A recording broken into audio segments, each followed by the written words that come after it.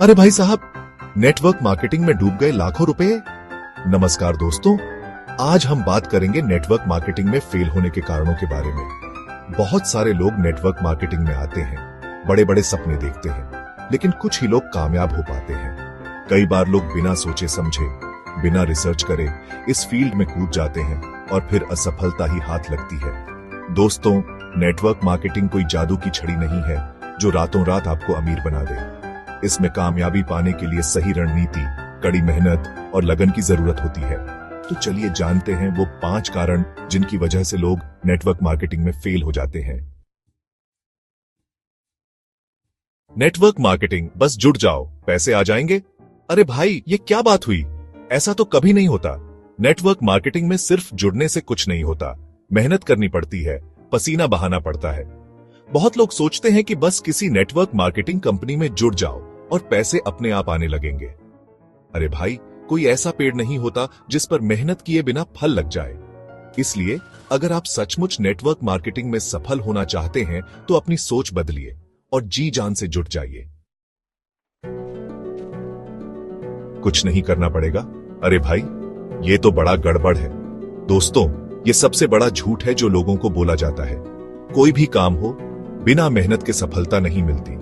हाँ, ये जरूर है कि नेटवर्क मार्केटिंग में आपको अपना बॉस खुद बनने का मौका मिलता है, लेकिन इसका मतलब ये नहीं कि आपको कुछ करना ही नहीं पड़ेगा। इसलिए सावधान रहें ऐसे लोगों से जो आपको झूठे सपने दिखाते हैं। मेहनत करने से ही सफलता मिलेगी, चाहे वो कोई भी फील्ड हो।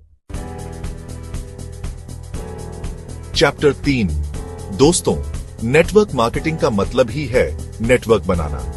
अगर आप सिर्फ प्रोडक्ट बेचने पर ध्यान देंगे और अपना नेटवर्क नहीं बनाएंगे तो आप ज्यादा दिन तक सफल नहीं हो पाएंगे।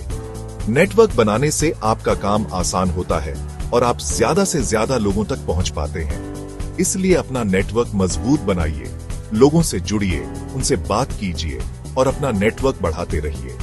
याद रखिए, नेटवर्क मार्केटिंग में आपका नेटवर्क ही आपकी ताकत है। चैप्टर 4।